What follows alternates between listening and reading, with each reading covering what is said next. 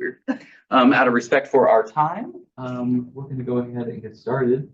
Thank you too for being here. I will let you formally introduce yourselves and your work, but I'm glad that we have an opportunity to share about the really important stuff COBYS is doing, and we'll also hear a little bit in worship service. But this is a chance to share a little bit more in depth about your work. So thank you.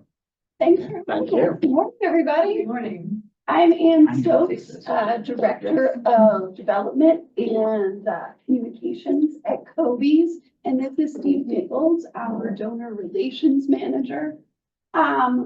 Before we get started, show of hands, who has heard about COBYS before? Okay, so one of the reasons we're glad to be in this class today is we get to go slightly more in depth beyond just that sort of overall glossing over what it is that COBYS does that you may have heard over the years. We are about 45 years old, I believe, and certainly this congregation has been with us along that time. And so what we plan to do here this morning, obviously at the end, I know this is a part of this class, is we will leave time for questions. So think about those, ask away. But we will go over briefly all the various areas that COBYS provides services to kids and families. But we're going to do that through a framework of opportunities and challenges that child welfare and mental health care is facing right now. And those are two pillars of our work. So again, during this time, we're able to go just a little bit deeper into the type of care as well as the challenges we have right now. So make sure all this works. Look at that. So as a reminder about COBYS, our mission is that motivated by Christian faith, we support, educate, and empower children and adults to reach their full potential. And what that basically means is that we provide services in the areas of foster care, adoption, counseling, and family life education. We do that in Lancaster County. We are headquartered there, but we are absolutely a regional organization, and even some of our programming goes nationally as well with teen mental health. And so there are other agencies similar to COBYS that are providing foster care services, that are providing counseling. But one of the major differences we like to think about is what we call the COBYS difference in care. And we are set up not only to be able to come alongside our clients in a very faith-based way. We don't necessarily preach to our clients, but if someone would like to pray with us, if someone just needs that Christian kindness, that no judgment zone, those extra things that we can go above and beyond in care, that is what we hope to do in our services. And so to start us off here, I am going to turn it over to Steve. Like Ann said, my name is Steve Nichols. I'm the Donor Relations Manager. We're both really happy and excited and thankful to be here today, and hope that you guys have a lot of questions for us later. So as Ann said, we're going to share some kind of challenges and opportunities. So we're going to start with the first opportunity, and that's providing foster care is complex. So recruiting families is critical. We need the right type of people to do this very hard care. So one thing we want to highlight is that 40% of foster families close their home to fostering each year. 40% sounds like a really big number, right? That's almost 1 out of every 2. But what this does is it gives us an opportunity to really hit home the right type of care for children and for the people that provide that care. So it is a big number, but it shouldn't be alarming because that's why COBYS is here. It's to support and, as Ann said, educate those families. So this is not COBYS families, this is all families. This is, yes. yes, this is all families. And some of the ways we do that is through our foster care licensing. We have a streamlined process with really realistic training. Our training team is amazing at sharing all the nuts and bolts of what to expect when working with helping, with supporting kids that come through the services. There is a lot that goes into it, and we'll get into even more of that, as Ann said, with some of the mental health. But to have the parents go through our trainings, they are more prepared and more supported, so that their understanding of what they are getting themselves into and the task they are undertaking, they are better, basically they are better equipped. Another stat we want to share is that 20% decrease in Pennsylvania alone. Sorry, the mouse is moving around. That's okay. That was me. Sorry. I was like, squirrel, what is that? And I don't know if you can see below that, in other states, it can be as high as 64%. So this is a nationwide problem. And it just goes to show how hard it is to provide care. And that's why COBYS is needed, why it is vital for us to step in and to show that love and kindness onto not just the children, but the families as a whole. And we can do that with 3 different types of foster care. So we have short-term care, which is kind of a standby or respite care. So this could be your emergency placement. Kids need a home, they need a roof over their heads for a night or for a weekend because something happened in their home lives, they can't stay there. It is not safe to them. Or it could be, a just quick weekend to give the foster parents a kind of a break if they want to go away, if they need to get refreshed. It's important for them to have their time, and it builds into what makes them, more successful and to have recharged energies. There is long-term foster care, which is exactly what it sounds like. You take a child into your home, and then that leads to the forever, which is adoption. And some of the ways that we make that difference is with manageable caseloads. We really feel that the staff is the heartbeat of COBYS, that what makes us different is the care that we provide. And so our staff isn't overwhelmed with the amount of cases they have and can really take the time to make that individual connection that makes a difference in a child's life. They also support the whole family. It is not just them there for the child, but how can they help, other siblings or parents in the home? There have been times where kids have been placed and we have a closet of items that we will give to kids, and we'll get into that later, but our caseworkers will go in, pack up things for the child to have, but also think about what the parents would need.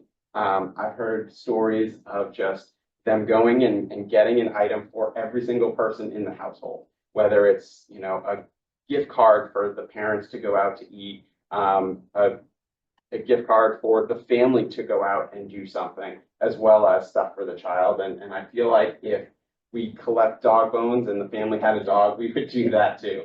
But that's not where we're going. So the hope is that we are placing children in homes set up for success. This is vital to the service, to the care provided. It is not just putting a child in a home because they need a home, but where can they go that everyone feels connected? So this is taking into account child interests with family interests. It's taking into account schools. Where does the family live? Where is the child from? Does the child have other siblings? And then, doctor's offices and medical appointments. And Ann and I have sat in on team meetings where we'll hear the team bounce back and forth talking about different families and what's the best fit. And this child needs to see this doctor. So if they go here, it makes it easier for the family because they don't have to drive as far. So that to me is just incredible, the amount of care that the caseworkers have for the families so that they feel supported. And then just some quick stats. In the past year, We have served 90 foster families, and we've licensed 16 newly approved families.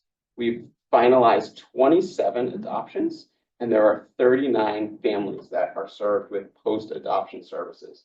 The adoption finalization doesn't have to be the end. We are still here to support. So I'm going to share some pictures.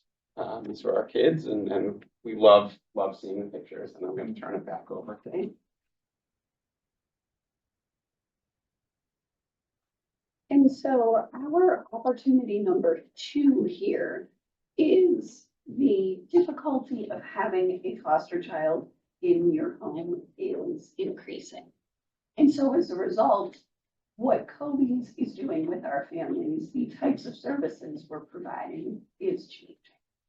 And some of this is not so much the needs of children are changing, is that we as a society, as a child welfare sector, have a better understanding of what's happening with kids and teens. We have a better understanding of trauma-informed care.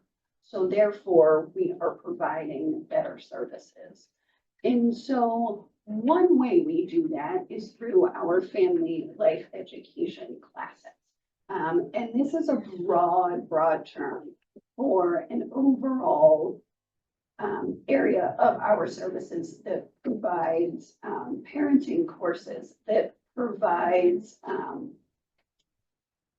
courses to adults who are dealing with their own trauma and substance abuse issues.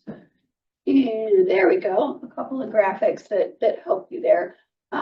Teen mental health is a very big area for us right now. Not just teens that are in foster care.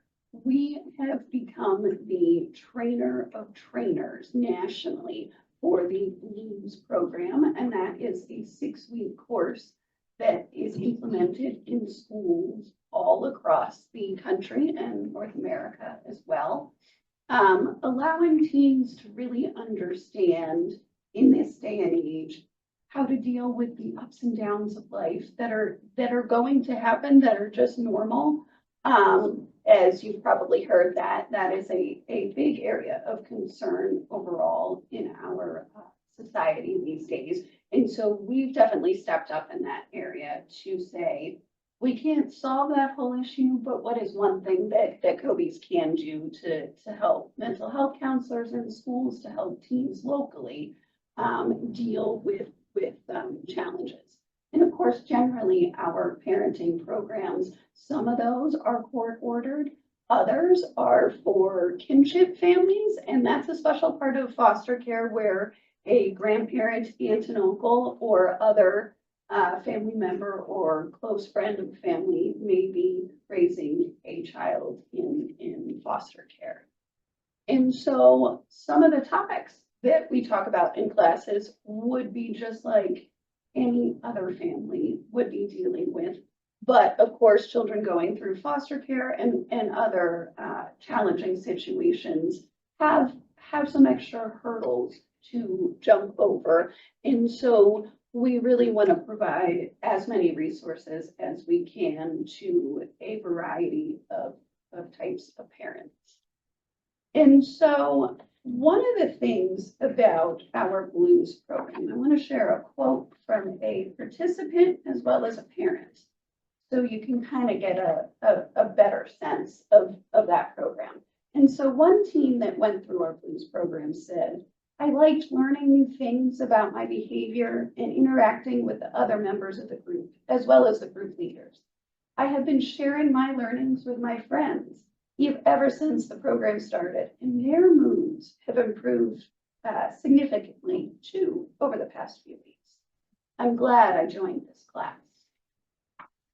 And then a parent of a teen remarked that the BLUES program has been very helpful to my son. It has helped him be able to identify the things in his life that cause him anxiety and taught him ways to think more positively so that he can rise above them. It has also encouraged him to find ways to increase his own happiness through social activity. I'm so glad my son had the opportunity to participate in this group with other teens. So hopefully that just gives you a little snapshot of that program. And generally, through our family life education programs, we've provided nearly 100 courses with nearly 1,000 hours. We are able to do that. I believe almost all of our courses are virtual at this point. Some of the teen classes are in person in schools because that's an important part of things. But since 2020, we have learned that by going virtual, we're cutting down on some of the barriers for parents in actually getting that information. Some of our classes are held at 8 o'clock at night after the kid goes to bed so that you can log on and get those tips. And then, of course, where we were saying we provide some training, it's not just locally, it can be counties away. And so, again, virtual care makes that possible. And kind of going back to what we were talking about earlier, how COBYS sees ourselves as maybe different than other agencies is how much each and every day that we provide care, we're really going out of our way to make sure we are doing it with dignity, with respect. And I think most of all to many of us is a sense of empowerment and hope. We are only with our clients, with our kids, for a certain portion of time in their life.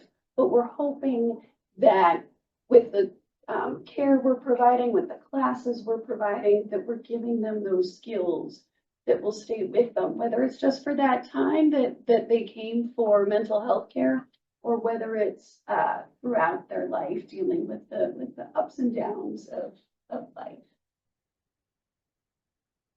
Just a couple more pictures of a few of our families.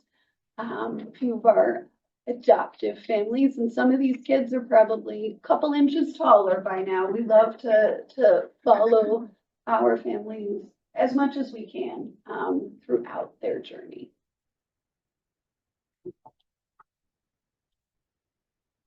Back up for opportunity number 3. Children in foster care come from hard places, and their trauma leads to mental health diagnosis. As you can imagine, as we've said, delivering care is hard. It's hard because of where children come from, not based on decisions that they have made all the time, but decisions around them that affect them. And that leads to more mental health awareness. So there's been a rise, 70 to 80% of children in foster care have a mental health diagnosis.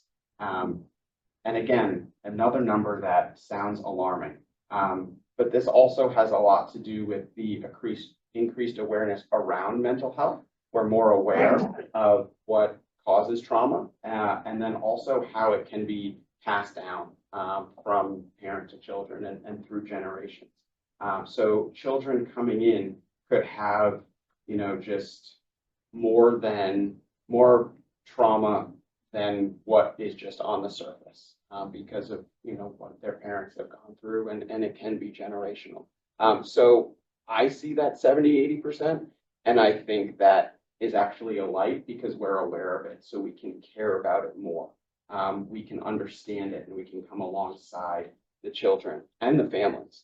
And we can do that with our counseling department, and we have highly trained therapists. They are all able to deliver trauma-informed therapy, and this is for kids in foster care. It is also for the general public and adults as well. So it is not just for kids. We're able to provide just that full spectrum of care as needed. We are, like I said, trauma informed. So we are the TBRI experts. We are able to give very personalized care. So this isn't a blanket kind of how we care for people. Every individual that comes in will have something tailored to them, to their situation. Like Ann said, to help support, kind of build that hope within them.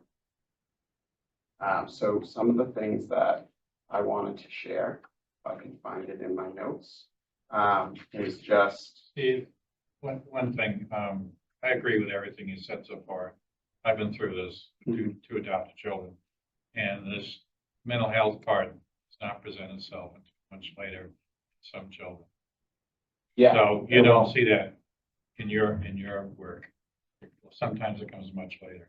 Yeah, Or presents itself I agree much with that. I think that's why we provide, post-adoption services as well.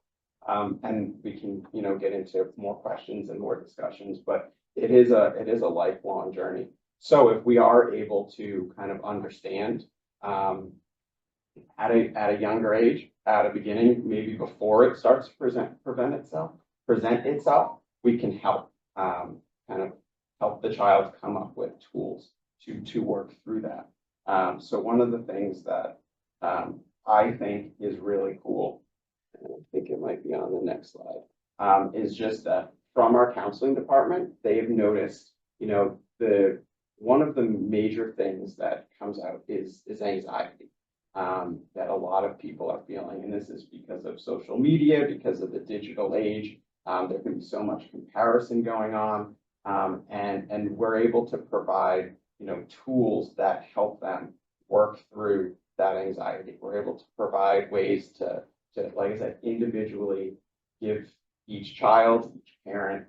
We can have the child with a counselor. We can have resource parents with resource parent trainer. And then we can come together as needed.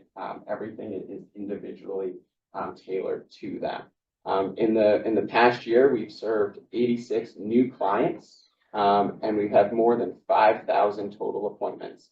And that leads to 99 successful client discharges. This is getting to a point where we feel like the client, whether it's a child or an adult, has reached a point where they kind of understand, some of their trauma, and are able to take it upon themselves to handle it better. So some more families, you're going to see these pictures scattered throughout, and I think we just love sharing them, and I'll hand it back over to Amy.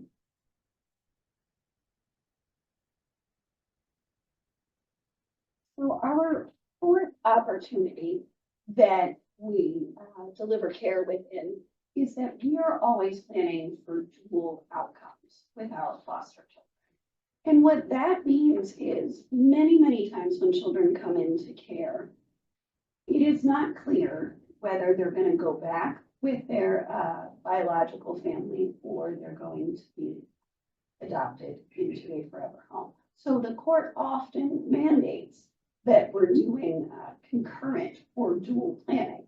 So that means we've got to find that foster home that works with them, but we've also got to prepare them that they may be going back with their biological family. Now, the challenge, I would say, currently within the court systems in Lancaster and some other counties as well, is that making that decision is lengthening out years and years. It's really supposed to be around 15 to 18 months is what the law says. For many reasons, it's just getting longer and longer. So many of our counselors are talking about how they're working with kids through like 6 years, some of them. And that's really not the best situation for kids in care. Because as you can imagine, that unknown sort of eating at you that entire time is not helpful. One thing we have learned in at COBYS is that we cannot control what the legal system does. We can only control what kind of care we provide. And so this stat definitely gives you that sense of why dual planning is needed, because it's about half and half there, that adopted or to go back with your biological parents or family in that sense. And as we were talking about earlier, how much we see this as a lifelong process. Because of those years in care, because of different things that may have happened when you're a 2-month-old infant. As you were saying, things coming up later in life. We have many types of services to make sure that we are caring for families again, we cannot solve all the issues, and even if we don't provide that type of service, if a family or a child is calling us, even years from now, saying, hey, COBYS was our agency when I was a child. We do our best to connect them to care that makes sense for their case. And so I have the picture of this family here. There's a young man in the middle there. He's 15, he might look a little older. He was just adopted a few weeks ago. And during the finalization service, the judge was kind of joking with the family, but he said, you know, hey, are you going to open your home up to more teen boys?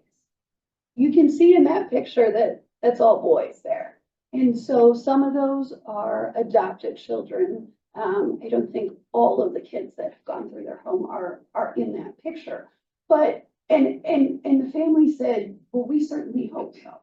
Now we don't know if they're going to be able to take another teen into their home, but that story alludes to the need for homes for teen boys, and that's certainly a challenge. Not only all of the care through being in foster care, but just teen boys in general, right? Like, so that's what speaks to having to match the right family with the right child. In this family, whatever it is about their makeup makes sense for teen boys. And, you know, also that boy in the center there was in care for 6 years, basically half of his life. The COBYS licensed home that adopted him was his third home. And we've been working with them since 2022, so just the last 2 to 3 years. And again, having the right resources behind a family that knows how to get the right help, that knows how to channel different energies and challenges of children to really make that match work for all is what we pride ourselves in doing. And yes, just the family on the left here, they just adopted all 3 of those siblings maybe 6 months ago. And you can go on our website. I believe our latest blog has their whole story. And again, we know many situations do not always end with a happy ending, but what we at COBYS can do is provide as many tools and services as we can to make that possible. Back up, and I'm just gonna follow up with what Ann said. I was able to go to that adoption finalization with that family. And it's just, you can see some of the stats may be alarming, and the work is hard, but to be in a room with so much celebration, it's really just life-giving. And to see, you know, at 16, 15 now, you know, walking into a family that had adopted teen boys previously, that has sons of their own, and just a big boy household, and to feel that love, it really was an awesome moment. And that's not to say that that's the end of the journey, because it certainly isn't. The care will still be ongoing, but to have those victories are so great and instill so much hope, not only in what we do, but in how COBYS can care. So we wanted to just let you know that, you know, it really does take all of us. We like to consider the people that support us, that are a part of COBYS, that are our families, the COBYS community, because it takes a village to raise a child. And I love this verse, Mark 9, whoever welcomes one of these little children in my name welcomes me, and whoever welcomes me does not welcome me, but the one who sent me. And that's kind of what we're living for, right? It's not only to care for little children, but teenagers, and to care for each other as we grow. And that's kind of what, you know, the gospel is about, is to be that community centered on Christ. So how can you help? You know, how can you be a part of the COBYS community? You know, there are financial ways, whether it is just monthly giving, whether it is planned giving, end of year giving, different things like that. But there are also, you know, just hands on the ground ways. You know, you can come to an event like our Bike and Hike, which is our premier event. This year it will be September 7th. That's a really, really fun day for everyone. There is the Extra Give. There is the Kids Closet, which I mentioned. We do have it's really more of a room of needs that as children are placed, we can give them a bag of items, whether it's clothes, shoes, toiletries, stuffed animals, blankets, books. Every kid gets a Bible, so that they have something going into a home that is theirs, that they have ownership of, which is just a little bit of security, a little bit of comfort going into an unknown. And, you know, just some of the best ways to help us is to pray for us. Because it's hard work to pray for our staff, to pray for our families, to pray for our kids, and just stay updated, spread the word. We're on Facebook and Instagram.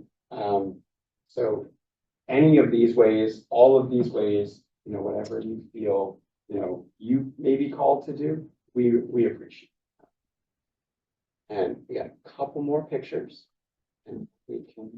And I just want to give a big thank you to this congregation. I know, again, monthly donations from you all, and we have several individual donors in this room as well. And I'm hoping with some questions, we're certainly able to get into sort of the challenges around funding as well. So ask away. If we don't know an answer, we can find out that information for you, but we're excited to see what questions you might have about our care. What's the approval process like for a foster family?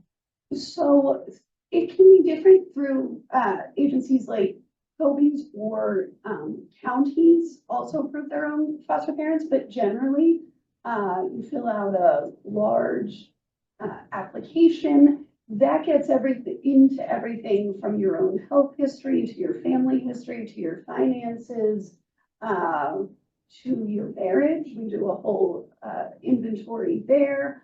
And once you get through those details, if that's all looking good as well, you do several hours of training.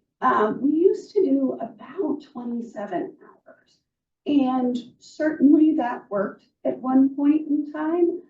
We've recently streamlined it down to more about 14 or 15 hours, and you might say, well, okay, are they getting less training? And not necessarily. We went through and made sure that we weren't saying things multiple times. Are there also videos that people can watch on their own and then work with our staff directly if they have questions? Also, we've changed some things to where, as we were talking about with parent resource trainers, with trainings year round, once they have a child in their home, it's making sure that is not just on the front end of, okay, we trained you here, versus we're there 24/7, even if they need a question at 2 a.m. on a Saturday, there's a phone number we can call our on-call staff. And so once they get towards the end of that process of being licensed, there is also some questions around, okay, well, what age range of a child makes sense for your home? Is it a boy or a girl? Is it, you know, again, what school district, what sort of things can your family handle? And one of the things we're doing right now is we want to honor what a family means, because that helps make that best match. On the same token, though, we also want to stretch families a little bit. Okay, we know you want that 0 to 10-month-old child, and there are those children. On the other hand, we've also got some older kids that need homes. And believe it or not, 8-year-old children in foster care are considered older children.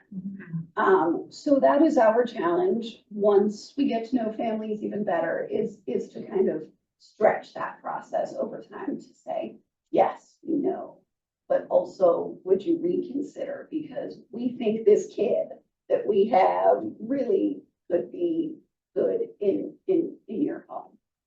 And so that's kind of what that whole process looks like. Yeah, and I would say, just, you know, speaking on that. We've had, parents will come in with, an idea of what they want, this specific child, this specific age. And that may come up, but they have a sibling or multiple siblings. And then the family will accept, instead of just the one child, the siblings to keep them together. And that's amazing to see, the love grow in that. And it may not be what the family was expecting, but there's so much love in that as well that I love to hear. Yeah. What geography? Are you dealing with Lancaster County? Are you dealing with half the state? I mean. Yeah. And also, what does TBRI? Do you want to handle TBRI? Yeah, it's trust-based relational Intervention, I thought it was intervention. which is why it's TBRI, trust-based. Trust-based relational intervention. So it really gets to, building that trust, having, coming alongside the trauma and stuff like that. And what's key about that parenting course is really what it boils down to is biological children are parented differently than foster children.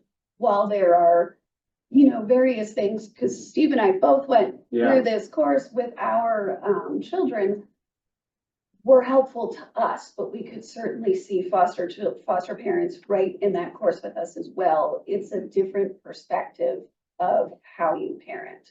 And I have also heard this is part of the training prior to you being licensed, as well as families take it many times, some once a year, because if there's a certain challenge that you're dealing with that year, once you're hearing it from a trainer, once you're talking about it with other parents, you might get that other idea, that other way of rising to meet that need.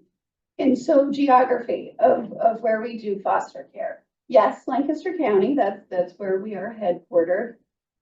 We're in 7 other counties. Wish me luck if I can say them all. We are now, so there's the way foster care works is that you are contracted with the county children and youth services. So while we are contracted with 7 counties, we do have ones where we have more kids in care. So that's Lancaster, that's Berks, that's York, a little bit in Lebanon sometimes. Schuylkill County, believe it or not, used to be one of our higher ones. And looking in with Cumberland County a little bit too. One of our challenges is that because it's such hands-on care, because you have to see a child 2 times a month, because depending on the medical need, a caseworker might need to be at that appointment because of court hearings. We try to stay within an hour radius of our offices just for caseworkers. We have several cars and they go out each and every day, but that can be a lot. So we do try to stay within an hour. On the other hand, social services and kids in care are changing right now. There's a lot of reasons for it. Some don't really make sense because they're intuitive, but the number of kids in care has gone down in counties since 2020. Now, abuse and the need for foster care has not gone down. We at COBYS think of this a lot more at the county level. There are staffing issues on all counties around, in Lancaster and Berks and others. County social service work is not compensated well. It's not easy work.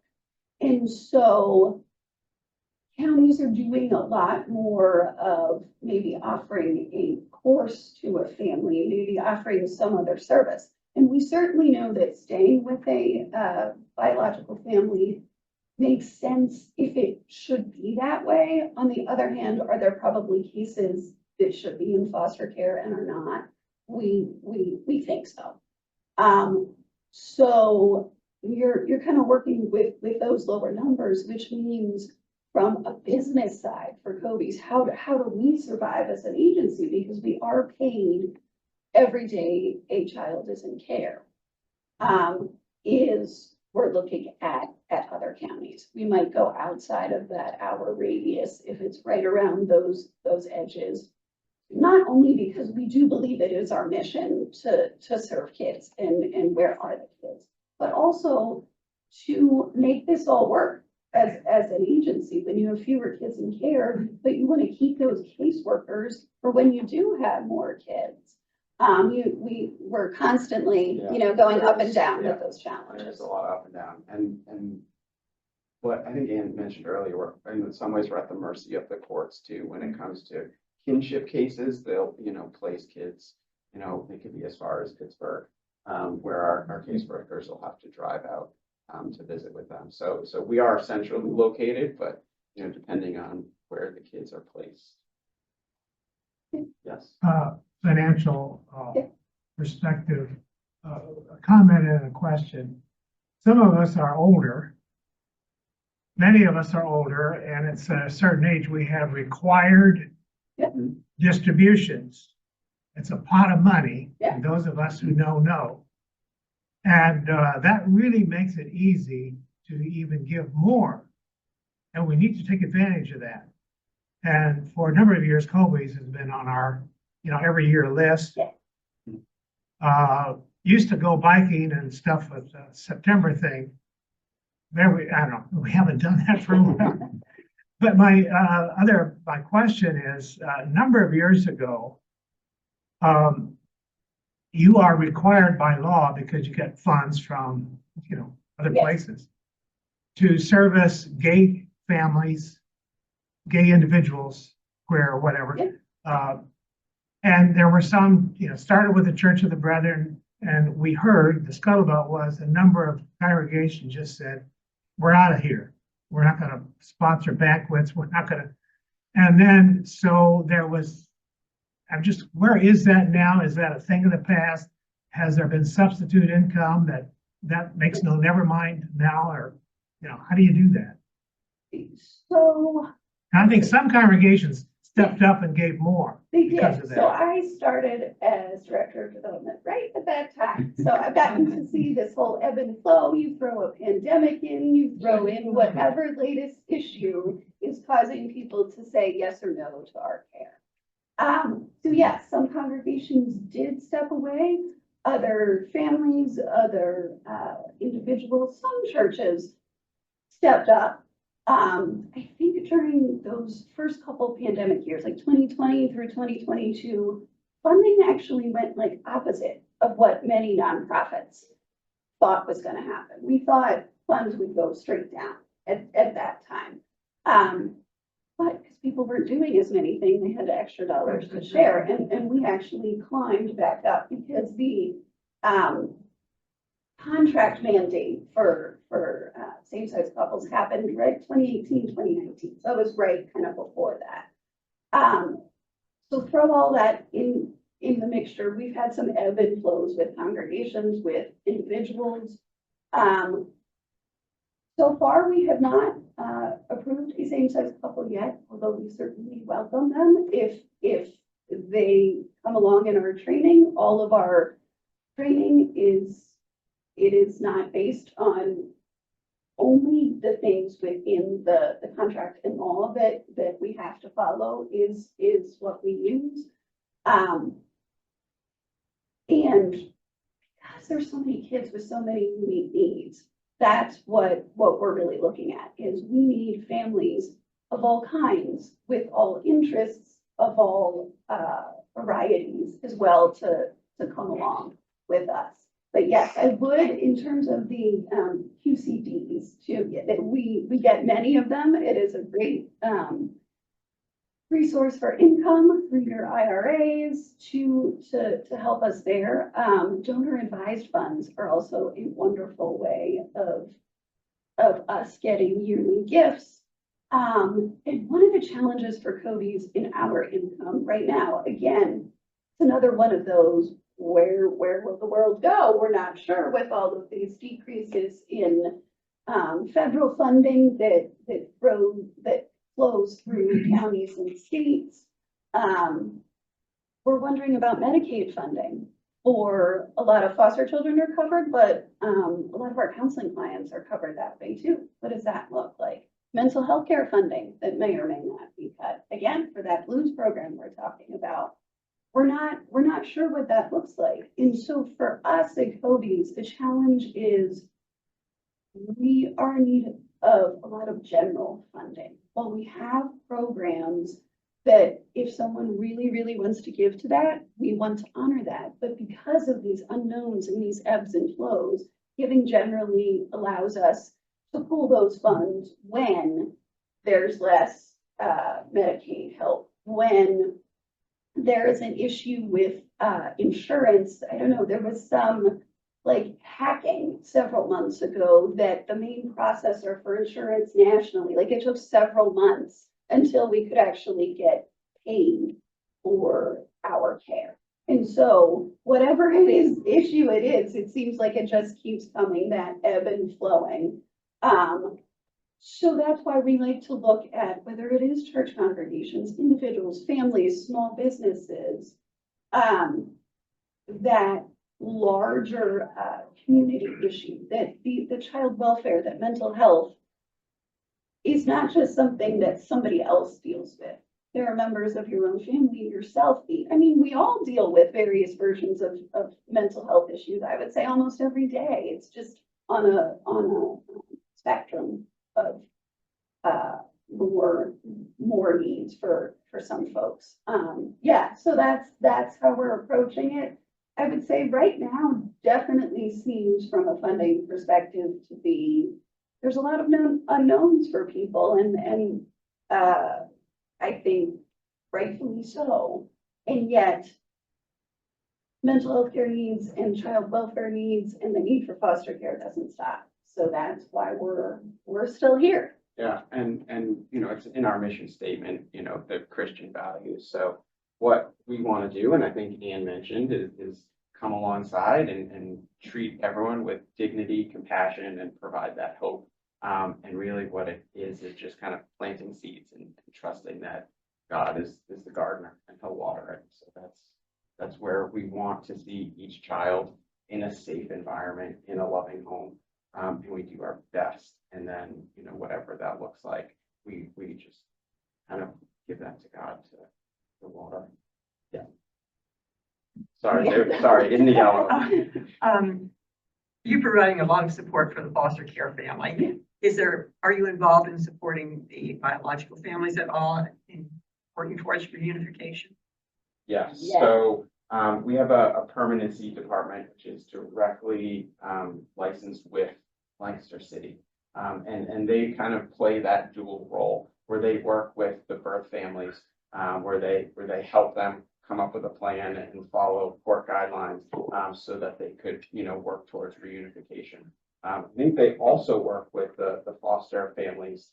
So they're there for the children and they'll kind of work with both families. And that is definitely, and that's actually one of our most hardest staff too, as you can imagine, because you're stepping into so much unknown there. And a lot of families, when we're working directly with them, like, you know, clearly their children have landed in foster care because of poor choices or just generational issues, whether that's through poverty or drug use, kind of all of that surrounding the issue. And so our unit of should be up to 8 or 10 staff that are this extension of Lancaster County children and youth who are working with the kids and the bio families. That can be different sibling groups as well, kind of pulling them together. There's a lot of resource finding. There's a lot of, you know, just getting folks to trust them because they've been wronged by systems and processes. And I have heard our workers and our leaders in that unit many times just they don't give up because they are so tuned into the fact that folks might have made wrong choices, but here's why. And if we can at all possible, get them on that right path and make that right choice for those kids, they want to do that. There is a lot of burnout around that, I will say, and yet so much hope every time I hear about a case, through that unit. So, yeah, we do. Yeah. Yes. Hey, I was thinking back to the foster family, that's really the backbone of the transfer of the kids, from trauma into new vision. I've been through this with York County Children and Youth, and remember our daughter, we adopted her at 3, and she had spent time with the foster family because I think she wasn't really considered adoptable because she was an older child. You mentioned that earlier at 3. And I'm trying to think, she might have been there a year or so. What's your average foster family residence with a child? Would you say, how long before they get them and how long do they keep them till they get adopted? Is there any stats on that? Well, so again, back to what sort of the law and the regulations say, it's supposed to be 15 to 18 months until permanency, whatever that is determined. And depending on issues that slow the courts down for termination of parental rights, TPR, that can slow the process down. Again, I was talking about some of those cases that are 3, 6 years, even longer than that. It depends on so many different factors. It depends if the court's backed up, if their own staffing, if lawyers are changing, if that will just slow things down as well. I think So I what don't know that there's an average. No, I think what we ran into was, like I said, we had one child through foster care, and 30 years ago, everybody wanted infants. Yeah.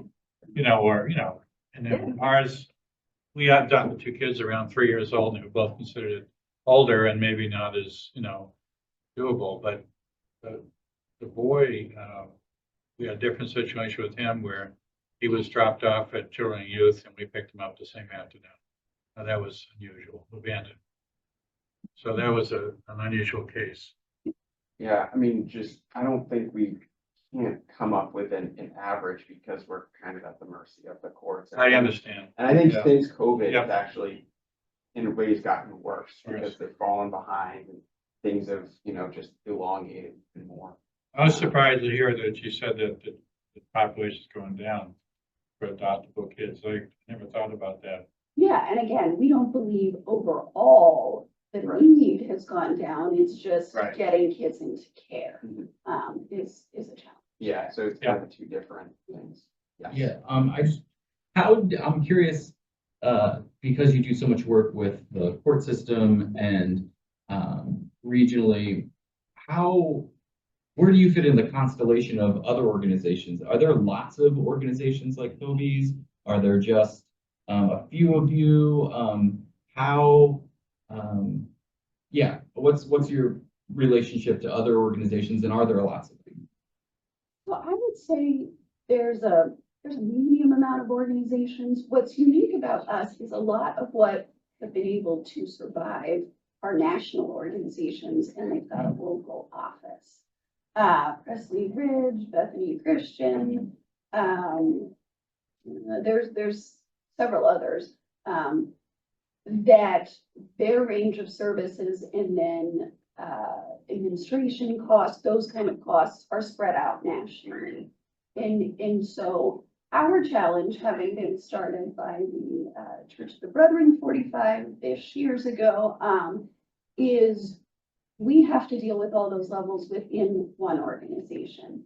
Counties often say a lot of our contracts are only 10% of our overall care can go to admin costs. Well, if you're constantly having to fill caseworker positions because it's tough care, you're spending a whole lot more on HR services. Because we are very highly regulated, which we should be, because it's kids. And in, decades past, things were not handled well by agencies. There's so much back end work for some of our programs, every receipt, every mile has to go back to the county, back to the state systems. And that takes a lot of back end work. You need a lot of staff, yet we're not compensated at that level. So by the very structure of mental health care, by the structure of social services, there's that gap that just doesn't work. So yes, for that, does that answer your question where it's kind of, that's what's unique about us that lets us deliver that personal care, but also that very real challenge to us surviving as an agency. Are we getting closer to time here? I think? 3 minutes. I'm hearing a lot about county and state. Are you not very much affected by all of the reduction of human services from the federal government?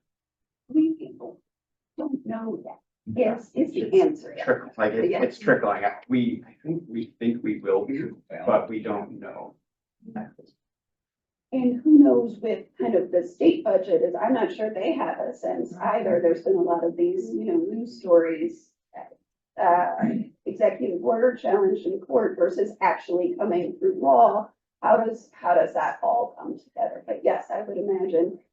I know we receive enough, so we don't contract directly with the federal government, but of course it flows through.